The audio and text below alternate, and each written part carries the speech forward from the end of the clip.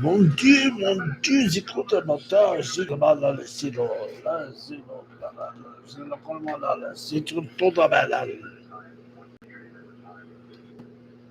What the hell were you doing, Harry? Oh, that was the impression of our Canadian brothers. What do you mean? Well, you know that Rogers Communications signed that 12-year deal for the Canadian television rights to the National Hockey League, and Gary Bettman was happy as can be. Yes.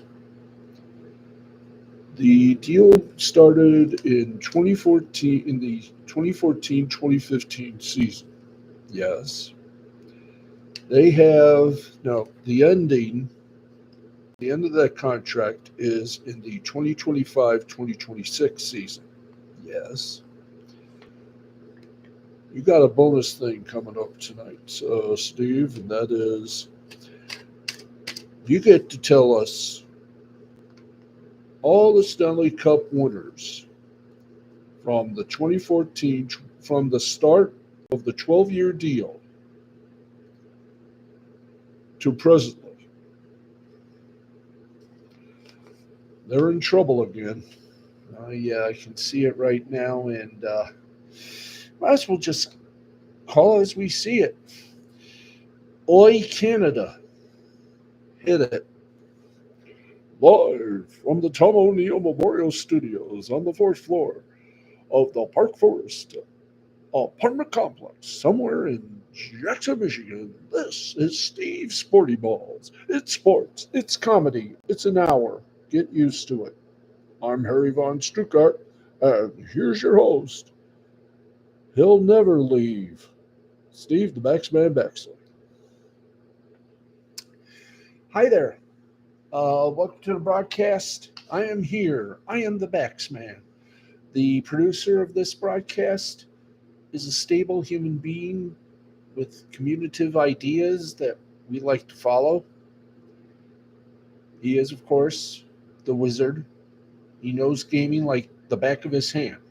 Actually, this is the back of my hand to demonstrate. And he is, of course, known worldwide as the wizard. At least this part of the world. Matthew, the Wizard Nichols, is our producer. Our co-producer and general good guy is Jay the Brain with two N's to avoid legal man. And I am but the host of this little triad of a program. Here behind the Dizzy Lou Productions microphones, I am Steve the Baxman Baxley. Now that you've gotten to know us, or at least know me for a little while, don't forget, sometime in July, we will be doing our show, not this show, but we'll be expanding the universe of the L2C to our friends on Twitter. And that's going to be fun, we hope. It's going to be an hour and a half. And we will be starting the show sometime in July. I have to say that because there's some things we still got to do, like get the chair and and move the desk out into our small studio, get the green screen up, and get a better chair. You know, one of those comfortable gaming chairs.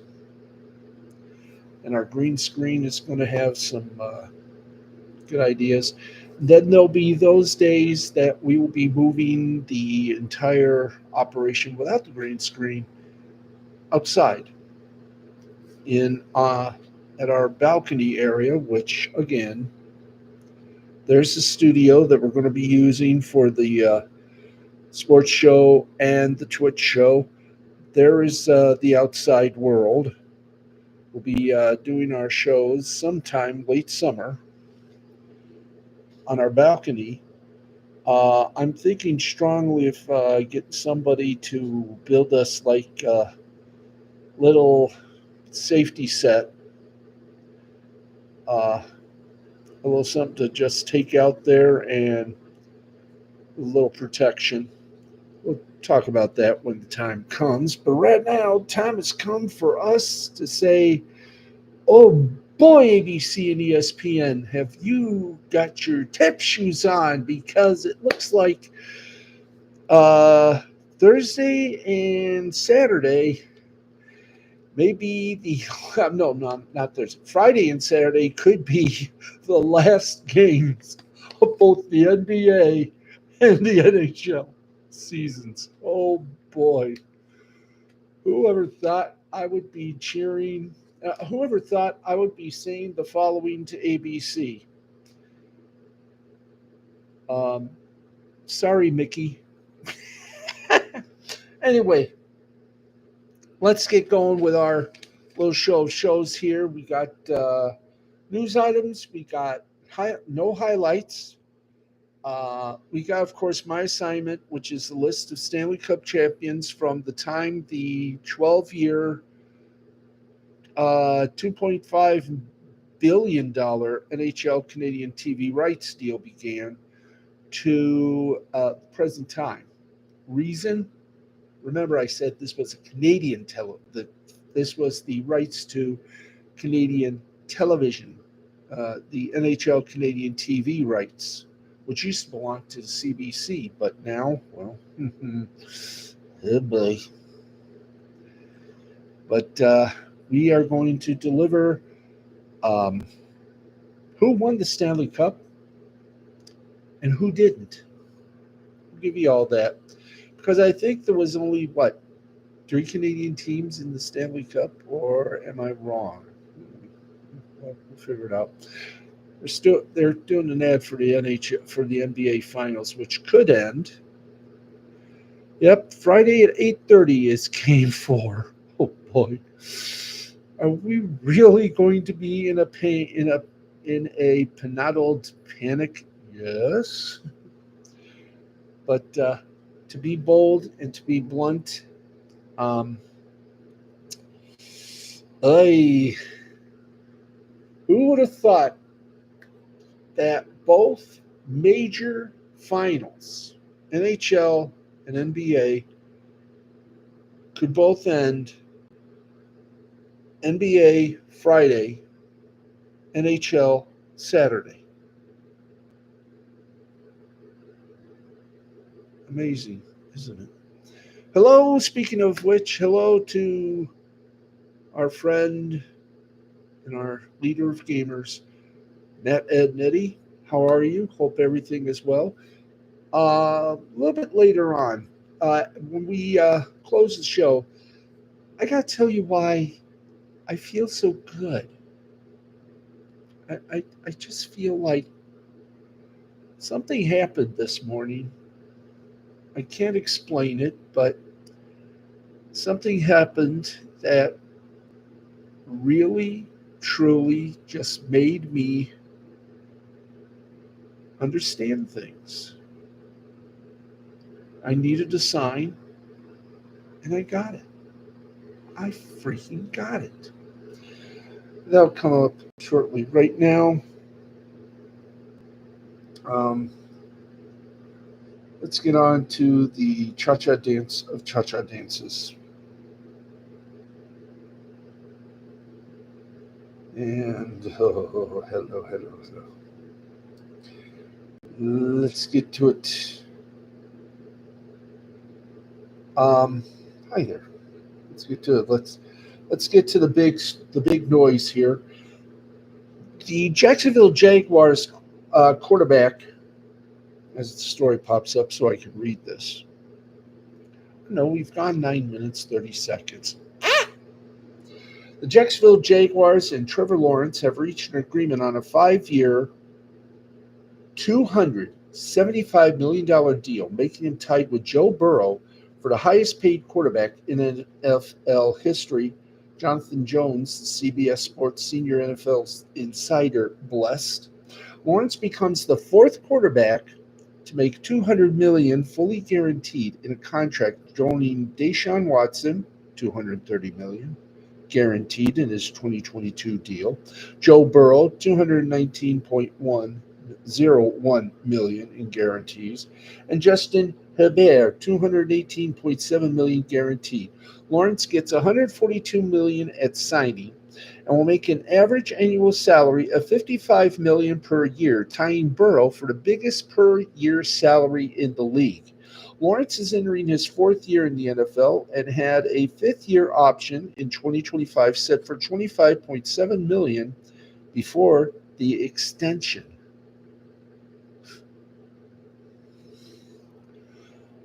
All I can say is, wow. Okay, let's keep going with the news of sports, or the sports news. Uh, I should have done the monologue now, but I want to just get the sports and entertainment done and get you. Okay, close the app, fix it up. There we go. Love this one. It says CBS Sports app not working, but now it will. Yay! Yay! Though we go quietly in the night. Now, everybody has been wondering, since he spurred the Lakers, why did the UConn head coach, basketball head coach, pop it up, guys, Dan Hurley, why did he stay at UConn? On Monday, let's see. Oh, it was a nice little interview here by CBS.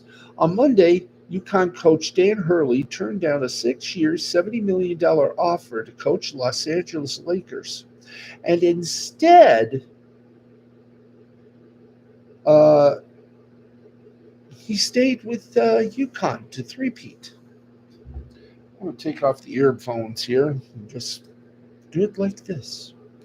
It was a decision of significant consequence for the NBA and college basketball. Hurley, instead, will remain in college and has his sights set on trying to win a third straight national title or national championship. This was the conversation from CBS Sports to Dan Hurley. We'll give you just a few little of the remarks. What was your reaction when your agent called you last Monday and said this Lakers thing is really real? It's a different deal than Kentucky. Were you anticipating this? How did it land with you initially? Hurley. Because it's the Lakers, it lands differently. If your whole life has been basketball and the LA Lakers call, it's an exciting moment. Your imagination goes wild because if you're a historian and you love the game, all your memories as a child of watching it, thinking about it, it's like a really exciting moment. What emotions did you have walking into the Lakers facility? Well, it was exciting. There was some nervous energy in the way, too. Obviously, I had developed a rapport with Bob Pelinka over the course of a couple of days that week. There had been pre-draft conversations with Rob about our players. I've had good conversations with Rob. Remember, Jordan Hawks was a target of theirs in the last draft, so I wasn't going in totally blind. Relative to Bob, there was a comfort level with Rob, but meeting Jeannie Buss and the Buzz family of the Lakers was like, I think when she kind of walked in and I said, oh, yeah, she's still a lovely lady, and although she's married to a comic, much respect and honor. What was the tenor of the meeting? Were they hard selling you, Hurley? I think it was for us. It was basically adapting the things we do at UConn from an offensive standpoint, from a defensive standpoint, from a culture, a player development standpoint, and adopting that to one of the greatest franchises in all of sports. Combining what we built here in terms of our basketball identity and combining it with one of the greatest brands in all the sports in the world. What were you thinking when you walked out of the building, got on the plane, and flew back home? This is going to be brutal. This is going to be a hard choice, and I think in general, and it's weird because some of the advice, and there's just all these different things too, because you've got a lot of things going on in your mind, but it's funny. In the end, I just had this conversation with Alex Caraban. If a decision is really hard, whether you should stay in place or leave a place, and you're torn, you probably should never go. You should only probably leave a place if it's a clear thing to do. And so, really, I just backtracked and just did what I told Alex. CBS. I know he's only one player on the roster, but Alex did have a 50-50 draft decision. He decided to come back and play for you, and then the entire situation flipped on its head in short order. Did you have some looming potential guilt over leaving the roster behind, leaving him behind? Hurley. Big, yeah. That was big. That was big. That was important. And again, I don't know, like, if he stays in the draft, I'm not sure what that does because some players, the other returners, and then the transfers and the high school guys, the window would open up for them, but their options would be very limited at this point in the summer. There would have been an opportunity just not knowing for the entirety of the group, but Alex in particular, that was real. That came up a bunch of times, and I actually talked to him on Sunday, and I didn't talk to many people. I put the phone away at that point, but he was one of the few people I called and spoke to. What did he tell you when you talked to him? Hurley. He was good, but I wanted to keep a lot of that between us. He told me he'd be disappointed, but basically he understood because this was like the equivalent for these guys of being a lottery pick, being a top 5 pick. To coach the Lakers was the equivalent for me of being the top pick in the draft of coaching. And the interview goes on from there, but mainly what changed his mind was probably the landscape. It was probably the Lakers and just reaching for a cup of very hot lemonade so I can take a little swig. Ah, it's beauty. Okay. Yeah, I just noticed the time. We're going over tonight no matter what. Mm. Ah, Brill. Keep that with us. So let's put it this way. He thought more of his teammates. He thought more of his team than he did how he wanted to be a coach. So right now, he's staying, and I don't blame him.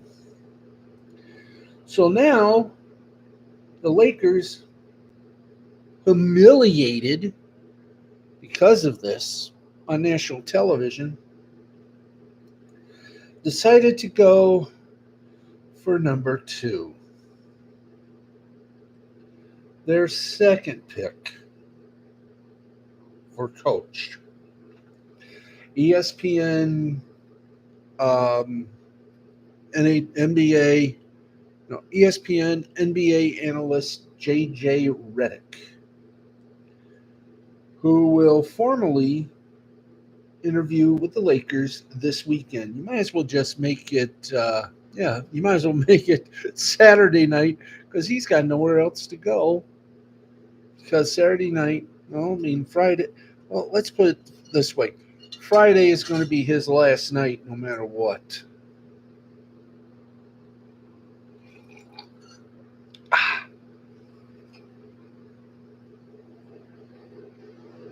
So that is something to defend the herd on. I think maybe the Lakers, their only one chance is J.J. Redick because I don't think anyone else feels that they can actually do anything. I mean, they had their chance at the Golden Goose, but he said no, thank you. He has loyalty. J.J. Redick, he doesn't know how to be a coach, but he's going to be learning very fast that coaching a basketball team, especially the Lakers, with their fan base, is going to be hard to do, and he may not last about 5 years if he doesn't bring a winner, especially with LeBron James. And yes, folks, once again, I got to make the plug. We will be broadcasting first round of the NBA draft, and only the first round of the NBA draft. We're not going to go for the second, third, or 28th round, but the first round of the NBA draft, we will bring you live special edition of Steve's Sporty Balls. Okay.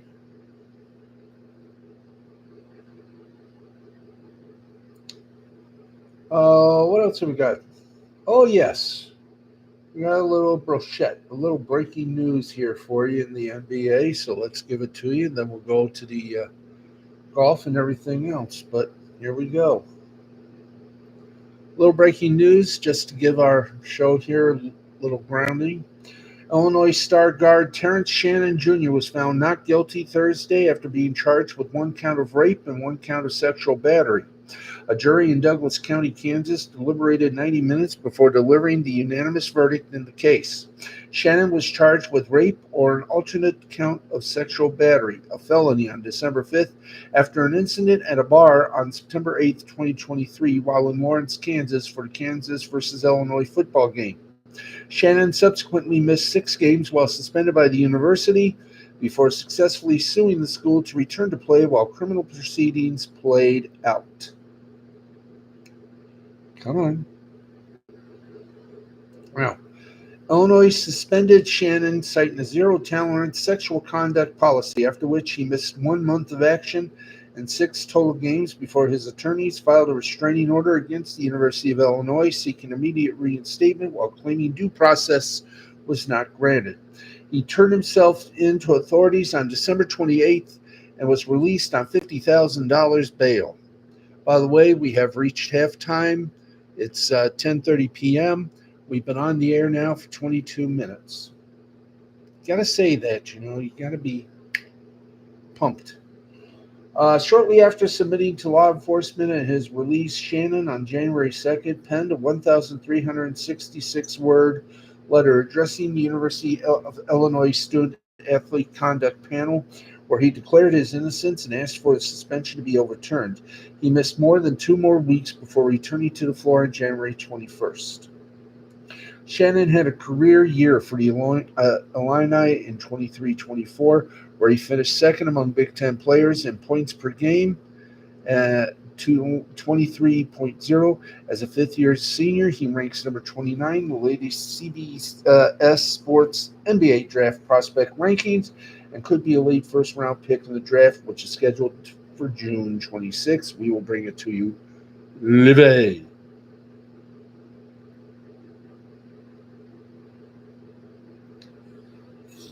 Okay, let's keep going, puppies. In college football, the Big 12 is getting some bad juju lately. Some of their teams might be there might be realignment heading their way.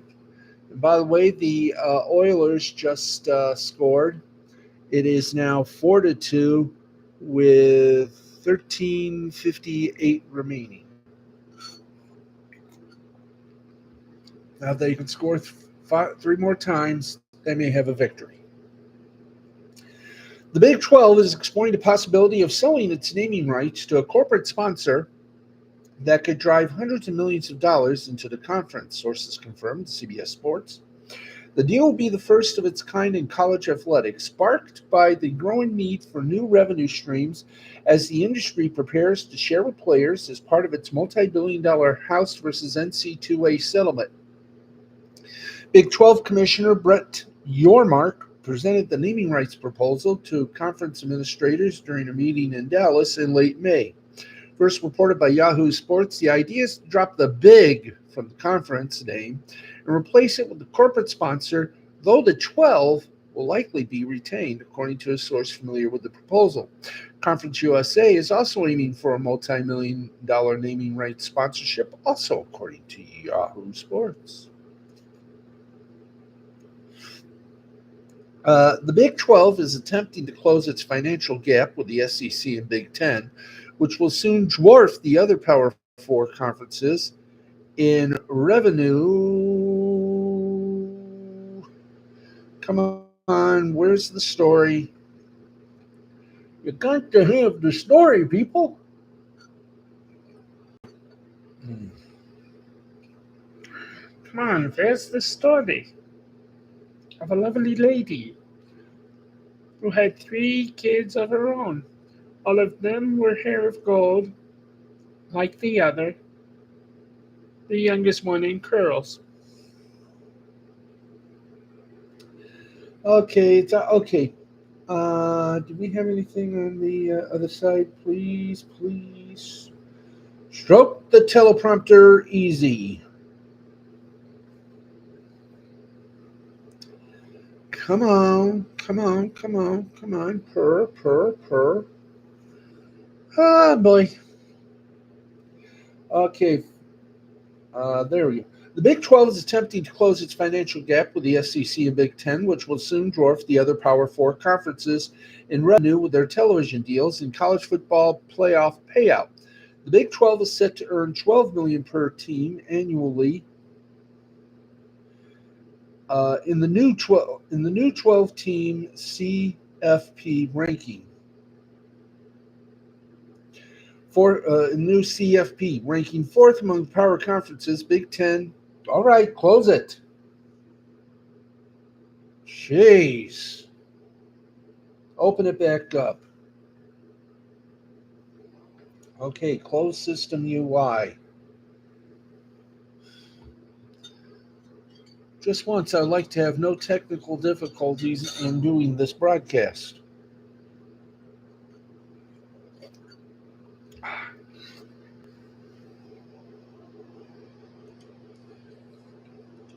But just like everything, folks, we stink. Hmm. Okay, let's get this done right. We'll remember where we went, and then we'll keep going. Matt, how's you been? It's 35 minutes past 10 o'clock. There we go. Okay. The Big 12 is set to earn $12 million per team annually in the new 12-team CFP, ranking fourth among power conferences. Big 10 and SEC teams are paid roughly $21 million. The Big 12 is also exploring a private equity investment that can infuse as much as $1 billion in exchange for an up to 20% stake in the league. Dennis Dodd of CBS Sports first reported Thursday Luxembourg-based CVC Capital Partners is in discussions with the Big 12, and one source told CBS Sports the talks are pretty serious. Are we good? I think Big 12 teams are currently earning 31.7 mil each with Fox and ESPN in a media rights deal that ends in 2031. Add in the cash infusion from private equity, and the two revenue streams would combine to move the Big 12 much closer to the Big 10 media rights deal, according to a person with intimate knowledge of the proposal. Mm-hmm. Big Ten leads all conferences with its schools set to earn approximately $75 million per year under its new media rights agreement with Fox, CBS, and NBC. The Big 12 formed a small working group of three Big 12 presidents to dissect the details of a possible private equity investment. Sources told CBS Sports the Big 12's current rights deal is worth $2.3 billion. Wow. Okay, we're at the 13-minute mark, and it's 4-2 Florida.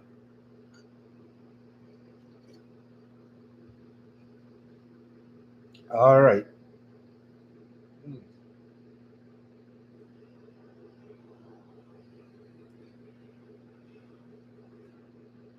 We're at 10:37. We're in the 29th. We're at 29:34. So there you go. We're going to try to make it for the full order. Is everything okay? Don't tell me. Somebody please don't tell me that we're about to be cut off again. Come on. Can anyone see or hear me? Uh-huh.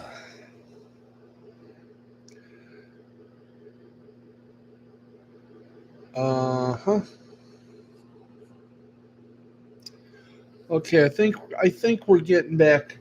Okay. Are we good? Okay. We're going to continue anyway. Okay, let's get to the scores, and if we got time, we'll come back and reconnoiter a couple of little stories here. Mainly, uh, the new deal between Fox and the IndyCar folks. It does include the Indianapolis 500. Okay, in La Liga 2 playoffs, Espanyol and Sporting Gijon ended in a 0-0 tie. In Cities A in Brazil, it was Cruzeiro over Coaba 2-1, Atletico Paranaense over Circuma 3-1, Flamengo over Grêmio 2-1. Internacional and Sao Paulo ended in a goose egg tie. Bahia over Fortaleza 1-0 Bahia. Palmeiras over Vasco da Gama 2-0. In Argentina, their soccer.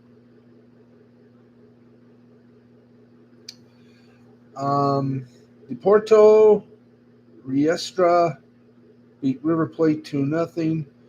Sarmiento defeated Estudiantes de La Plata 2-0. Tigre and Belgrano tied at 1. Lanús defeated Racing Club 2-0.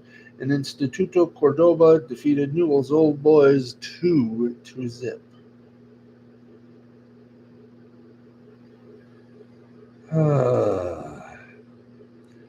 Anytime I want to do something, we have technical problems. But I'm going to keep talking. Okay.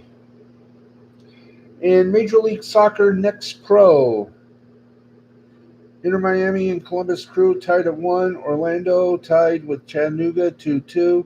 Philadelphia beat Crown Legacy 3-0. And in the 80th minute, Vancouver is up on Minnesota 3-1. In USL League 2, Oakland County lost to Midwest United 4-0. RKC Soccer Club beat Minneapolis City 2-0.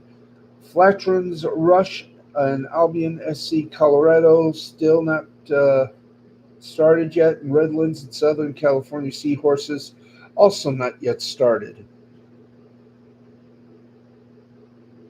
Okay. In the NPSL South Region, the Lone Star Conference, Fort Worth and Laredo yet to begin. South Region, the Sunshine Conference, Miami and Global Soccer Pathways not yet started. Women's USL League Soccer, the Great Lakes Division, Kalamazoo versus Midwest United not yet begun. Neither has action in the Heartland Division, Riverlight and Milwaukee Barbarians, and Rochester and Minnesota Aurora, non-starters. Everything else is non-starters. Why bring them up? Okay, that's your equivalent to football. Okay, I'm just trying desperately here. In basketball, very limited. The WNBA, we have Seattle over Dallas, 92-84. Indiana over Atlanta, 91-84. And in the second quarter, Phoenix Mercury up on the Las Vegas Aces by 4.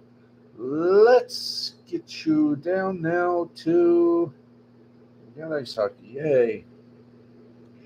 Once again, Florida leads the Oilers 4-2. That is the only game that we have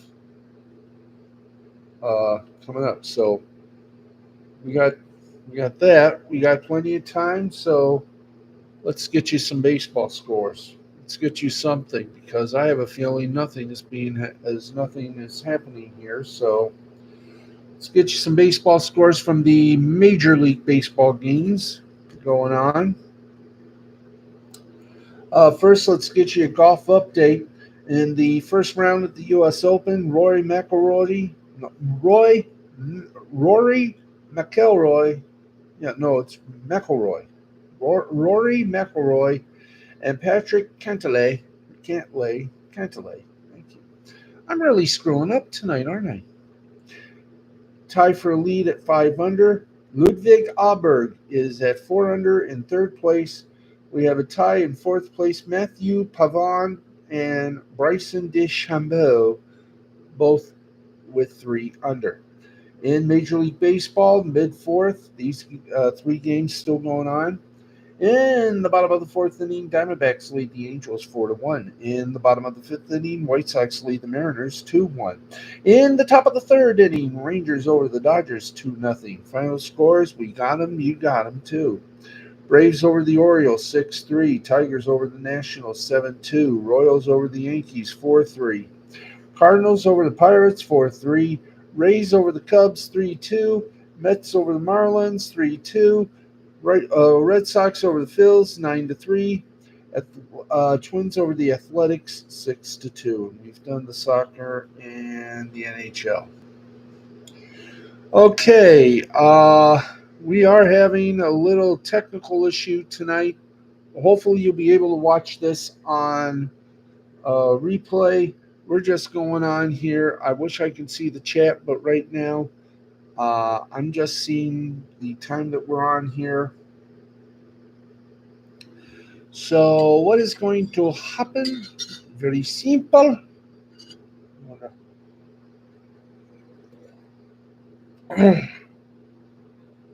Finish my drink.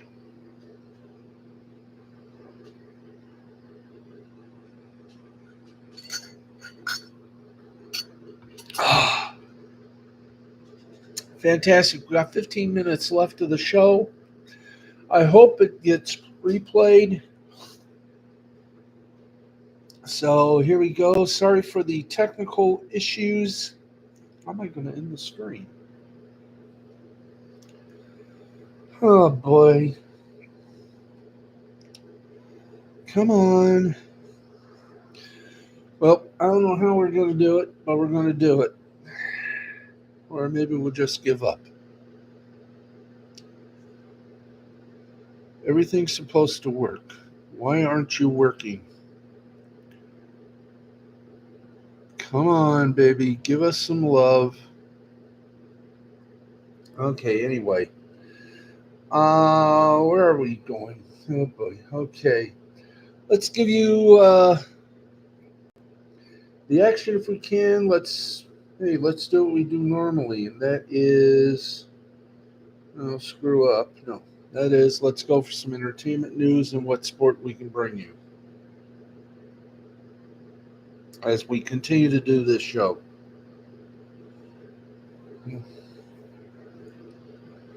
Pat McAfee declares Shams Charania, our NBA guy, amid a feud with Adrian Wojnarowski over the Lakers coach. Suggestion. Samantha Irvin's WWE status update ahead of Ricochet's departure. It seems that her contract is about to expire, and it's interesting. AEW is looking for a replacement for Dasha, and they might just steal away Samantha Irvin and her fiance Ricochet. That would be very nice. Well, we already done that. Martin Truex will be announcing his retirement from NASCAR at the end of this season. Fun. Okay. See, Detroit Lions got their entire 2024 NFL draft class under contract. Yay. ESPN proposed dropping Sunday price to $70 and offering single team packages the NFL has declined.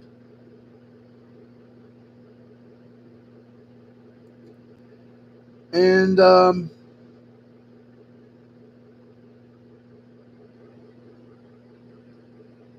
what else have we got here?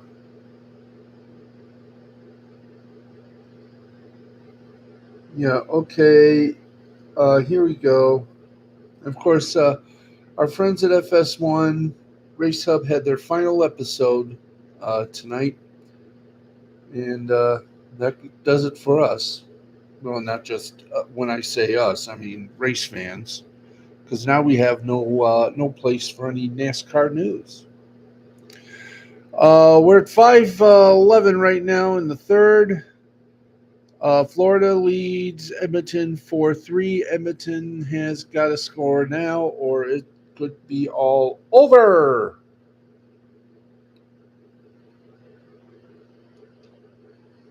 Okay, we're we're trying. I'm hoping this whole thing goes good. We got one more story, and then I'll explain everything about what happened tonight. So here we go. The times are changing in American motorsports, at least as far as TV goes. Is Fox abandoning NASCAR for? Come on. Is Fox abandoning NASCAR for IndyCar, or can the two coexist on the network together?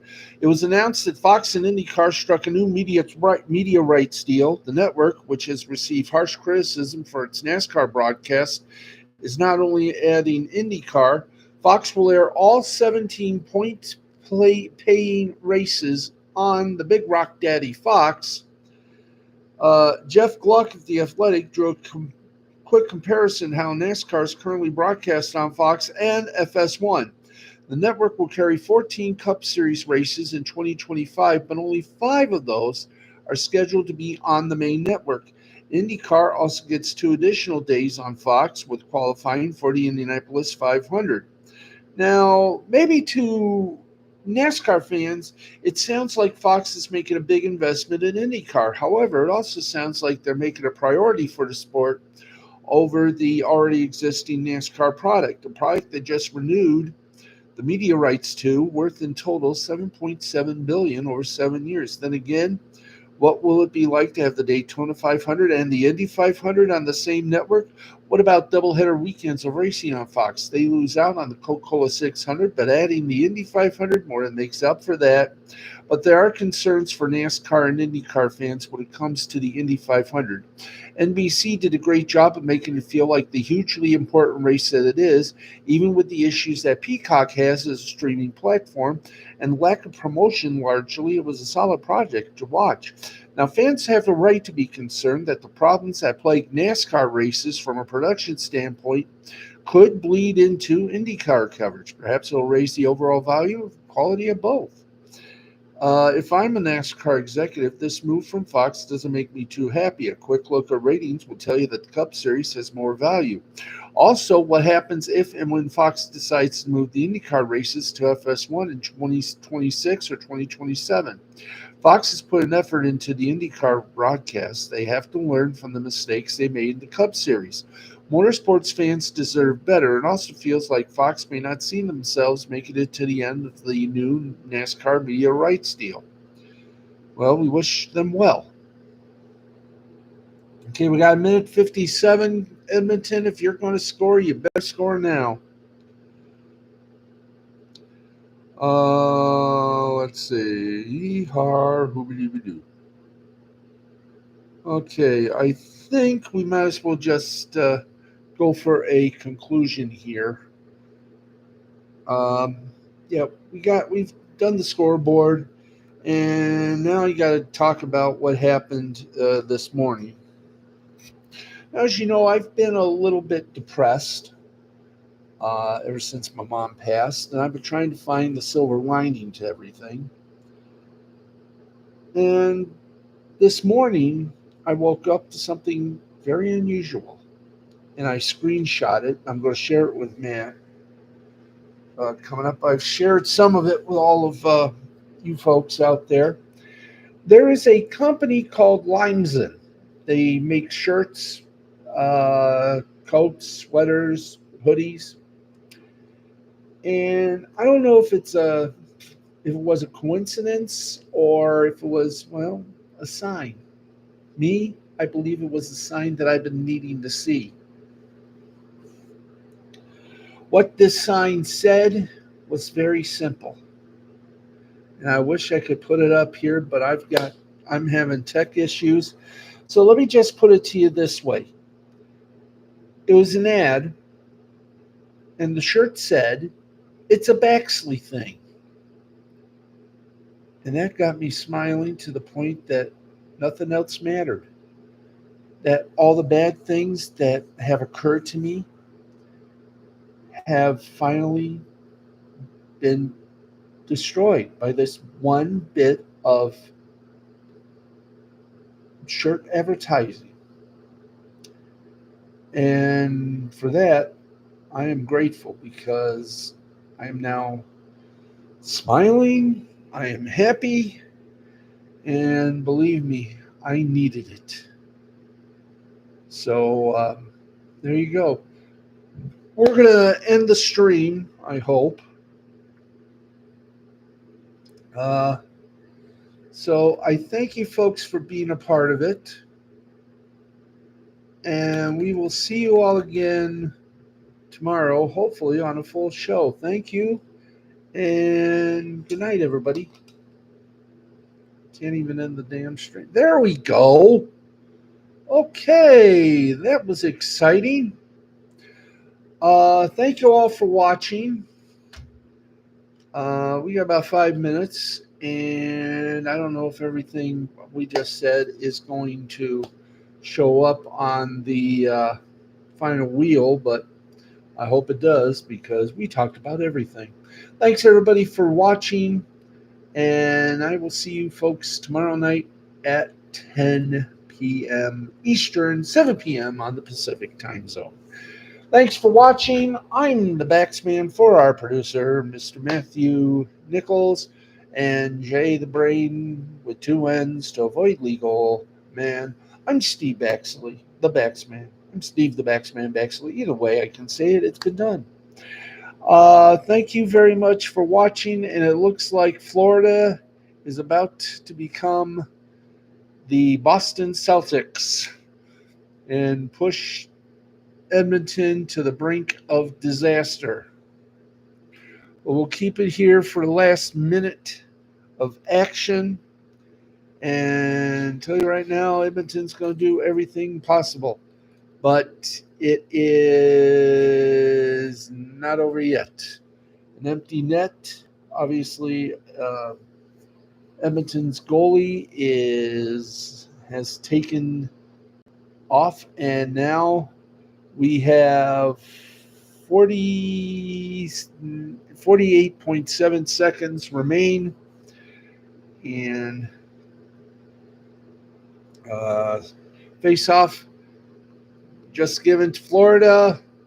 They got it down, and well, they're taking it around again. And Edmonton just took a shot at Bobrovsky, the goaltender, and that shot didn't go anywhere.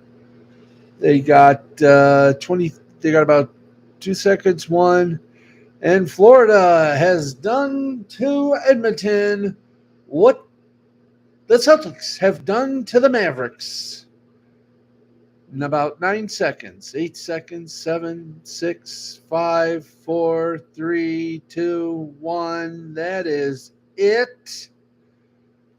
It is over. And the Edmonton Oilers have got some big problems. Much bigger than what the Dallas team has. But here is the list of Stanley Cup champions thus far. And hoping I can do this properly, but here we go. I'm going to try to let's see if I can get us over to where we got to go here. Okay, we got to go to 2014, 2015. Okay, 2014 Los Angeles Kings. They won it. Against the New York Rangers, let's keep going. Chicago Blackhawks in 2015 over the Tampa Bay Lightning, 4-2. 2016, 2017, the Pittsburgh Penguins double dip, winning in 2016 and again in 2017. 2016, they ran over the San Jose Sharks. 2017, they ran over the Nashville Predators. 2018, the Washington Capitals defeated the Vegas Golden Knights 4-1. 2019, the St. Louis Blues beat the Boston Bruins 4-3. Tampa Bay Lightning defeated the Dallas Stars in 2020 4-2. Tampa Bay Lightning defeated the Montreal Canadiens 4-1 in 2021. Colorado Avalanche beat the Tampa Bay Lightning 4-2 in 2022. Vegas Golden Knights beat the Florida Panthers for their first Stanley Cup final in 2023, 4-1 over the Florida Panthers. And in 2024, in the 2023-2024, yeah, 2023, in the 2024, no, the 2024 Stanley Cup final winner, the winner, unless Edmonton gets a miracle, you might as well say the Florida Panthers have just won their first Stanley Cup. And the congratulations will be merry and bright. So there you go. There is all the minutia we got. Thanks, everybody, for joining us for what we hope was a fun and talented game. And not only that, a fun and talented broadcast. I hope it was funny because, boy, oh boy, we deserve nothing but the best. Anyway, thank you all very much. I said the ending credits, so let's go. It's 11 o'clock. Thanks, everybody, for watching. Good night. We'll try to fix our tech issues for tomorrow's stream.